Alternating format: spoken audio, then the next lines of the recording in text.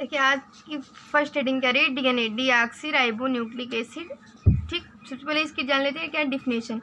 क्या बताया जा रहा है कि समस्त जीवधारी में पाया जाने वाला वह आनुवांशिक पदार्थ क्या बताया गया, समस्त जीवधारी में पाया जाने वाला वह आनुवांशिक पदार्थ जो कुंडलित अवस्था में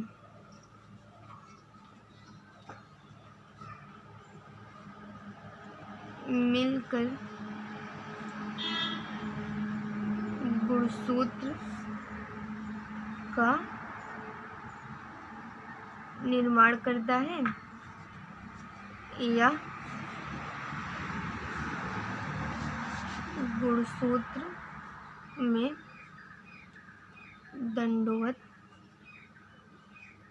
संरचना के अणु के रूप में पाया जाता है, क्या कहलाता है, डीएनए कहलाता है। ठीक, देखो पूछ जाता है क्वेश्चन, डीएनए कहाँ पाया जाता है, कोशिका के केंद्रक में पाया जाता है। ठीक, आगे बताया जा रहा है कि डीएनए के एक अणु का अणुभार, नोट देखिएगा, डीएनए के अणु का अणुभार कितना होता है, 10⁶ से 10⁹ तक। ठीक, आगे बताया गया लेकिन एस्केरिका कोलाई यानी ई कोलाई नामक जीवाणु में डीएनए का अणु लगभग 1.7 तक ही माना गया है। आगे बताया जा रहा है कि हमारे शरीर की प्रत्येक कोशिका में डीएनए की जो लंबाई है वो कितनी, 2 मीटर। कितना मीटर लंबा पाया जाता है, 2 मीटर। ठीक, डीएनए की लंबाई अगर पूछ जाए तो कितनी बताई जा रही है, 2 मीटर। और डीएनए के एक अणु लगभग कितने, 85 मिलीमीटर या फिर 8.5 इंटू 10⁸ एंगस्ट्राम का होता है। डीएनए का एक अणु लगभग कितने, 8.5 इंटू 10⁸ एंगस्ट्राम का होता है। ठीक, और इसका कुल व्यास कितना होता है, 4 माइक्रोन से 100 माइक्रोन तक, 4 माइक्रोन से 100 माइक्रोन तक का होता है। आगे बताया जा रहा है कि आकृति के अनुसार जीवों में डीएनए कितने, 2 प्रकार का पाया जाता है, वृत्ताकार और रेखाकार। कितने प्रकार का पाया जाता है, वृत्ताकार और कैसा पाया जाता है, रेखाकार। ठीक, नीले शैवालों में ही ये अयुग्मित रूप में क्या वृत्ताकार रूप में पाया जाता है और अधिकतर सब में कैसा पाया जाता है, रेखाकार ही पाया जाता है। आगे बताया जा रहा है कि डीएनए का वह भाग या फिर डीएनए का वह खंड जो क्या आनुवांशिक इकाई के रूप में कार्य करता है वो क्या कहलाता है, जीन कहलाता है। और जब विस्तृत रूप से मतलब डेवलप्ड हो जाता है तो क्या कहलाता है, वही गुणसूत्र कहलाता है। देखिए डीएनए में कितने प्रकार के डाईऑक्सीराइबोन्यूक्लिक एसिड, डीऑक्सीराइबो पता ही है, इसमें क्या शर्करा के 2 अणु पाए जाते हैं, समाचार पाए जाते हैं, प्यूरिन और पिरिमिडीन। और प्यूरिन और पिरिमिडीन में जो अणु पाए जाते हैं वो कौन से हैं, एडेनिन, ग्वानिन, थायमिन और क्या, साइटोसिन। ठीक, क्या क्या पाया जाता है, एडेनिन, ग्वानिन, थायमिन और साइटोसिन।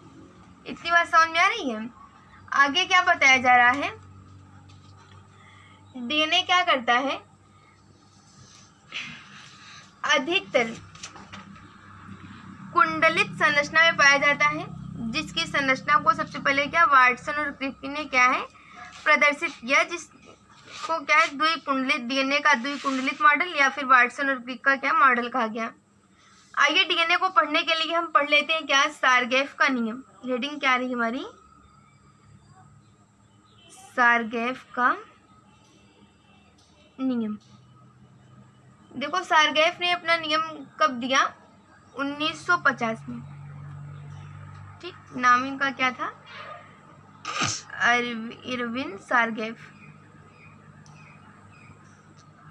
ठीक, बताया गया कि सारगेफ के अनुसार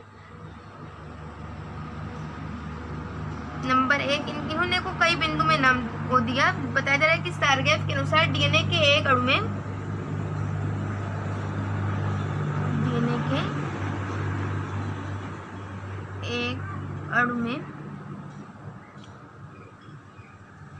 एडेनिन के समक्षार अणुओं की संख्या, किसकी? एडेनिन के समक्षार अणुओं की संख्या थायमीन के अणुओं के बराबर। किसके बराबर? थायमीन के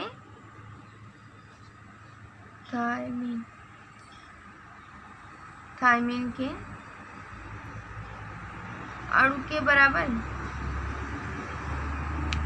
तथा ग्वानिन के अणुओं की संख्या साइटोसिन के अणुओं के बराबर होती है। तथा किसकी? ग्वानिन के अणु की संख्या साइटोसिन के बराबर होती है, जिसके कारण लिखा क्या जाता है? एडेनिन बराबर थायमीन और ग्वानिन बराबर साइटोसिन। ठीक, इसलिए क्या बताया जाता है कि एडेनिन प्लस ग्वानिन बराबर थायमीन प्लस साइटोसिन। ठीक, इनका क्या पहला नियम था। या फिर कॉमनली बताएंगे तो क्या बताएंगे? प्यूरिन बराबर पिरिमिडिन्स। ठीक, क्या बताया जा रहा है कि डीएनए के एक अणु में एडेनिन के समक्षार अणुओं की संख्या थायमीन के बराबर होती है, ग्वानिन के अणुओं की संख्या किसके? साइटोसिन के बराबर होती है। यानी एडेनिन बराबर थायमीन और ग्वानिन बराबर साइटोसिन। ये क्या है? एडेनिन हमारा क्या है? प्यूरिन समक्षार है और थायमीन क्या है? पिरिमिडिन समक्षार है। ये भी प्यूरिन समक्षार है, ये पिरिमिडिन समक्षार है। तो इसलिए बताया जा रहा है कि एडेनिन प्लस थायमीन यानी प्यूरिन समक्षार बराबर पिरिमिडिन समक्षार की संख्या, इसलिए प्यूरिन बराबर क्या? पिरिमिडिन। ये तो क्या इनका था? पहला नियम था। अब बात आई दूसरा। इन्होंने देखो दूसरा नियम क्या बताया कि एडेनिन प्लस थायमीन यानी एडेनिन प्लस थायमीन का अनुपात ग्वानिन प्लस साइटोसिन के अनुपात से भिन्न होता है। क्या बताया जा रहा है कि विभिन्न जातियों में डीएनए में एडेनिन प्लस थायमीन तथा ग्वानिन प्लस साइटोसिन का जो अनुपात है वो अलग अलग होता है, परंतु एक जाति में क्या है? समान होता है। यानी एडेनिन प्लस थायमीन का जो अनुपात है वो ग्वानिन प्लस साइटोसिन के अनुपात से भिन्न होता है, परंतु अगर एक जाति का जीव है तो दोनों का क्या होता है? समान होता है। तीसरा क्या बताया जा रहा है कि डीएनए एक जीव के मतलब एक जाति के सदस्यों में डीएनए के कुल अणुओं की समक्षारों की संख्या कैसी होती है? समान होती है। यानी अणुओं के समक्षारों की संख्या कितनी कैसी होती है? समान होती है। एडेनिन बराबर ग्वानिन बराबर थायमीन बराबर साइटोसिन। ठीक, चौथा क्या बताया जा रहा है कि डीएनए के एक अणु में adenine plus thymine adenine plus thymine की मात्रा क्या ज़्यादा और ग्वानिन प्लस साइटोसिन की मात्रा क्या कम होती है, जिसके कारण एडेनिन थायमीन से 2 हाइड्रोजन बंध के साथ और ग्वानिन साइटोसिन से क्या होता है? 3 हाइड्रोजन बंध के साथ जुड़ता है। क्या बताया जा रहा है कि एडेनिन प्लस थायमीन की जो मात्रा है वो ग्वानिन प्लस साइटोसिन से ज़्यादा है, जिसके कारण एडेनिन 2 हाइड्रोजन बंध के साथ थायमीन से और ग्वानिन 3 हाइड्रोजन बंध के साथ क्या है? साइटोसिन से जुड़ रहा है। ये हमारा क्या है? सारगेफ का नियम है, जिस नियम के अनुसार वाटसन और क्रिक ने क्या डीएनए का द्विकुंडलित मॉडल प्रस्तुत किए हैं। याद रखिएगा कौन सा नियम? इनका दूसरा, तीसरा और चौथा। दूसरे में क्या बता रहे हैं? एडेनिन प्लस थायमीन का अनुपात ग्वानिन प्लस साइटोसिन का अनुपात क्या सदैव भिन्न होता है, परंतु एक जात के जीव में क्या होता है? समान होता है। दूसरे में क्या बताया गया कि डीएनए के एक अणु में एडेनिन, ग्वानिन, थायमीन और साइटोसिन की संख्या क्या सदैव समान होती है। तीसरा बताया जा रहा है कि एडेनिन प्लस थायमीन का जो अनुपात है वो ग्वानिन प्लस साइटोसिन के अनुपात से ज़्यादा होता है, जिसके कारण एडेनिन थायमीन से 2 हाइड्रोजन बंध के साथ और ग्वानिन साइटोसिन से क्या 3 हाइड्रोजन बंध के साथ जुड़ता है। ठीक, भूलिएगा मत इसको, ठीक है, कि कौन किससे जुड़ता है, एडेनिन थायमिन से और ग्वानिन साइटोसिन से।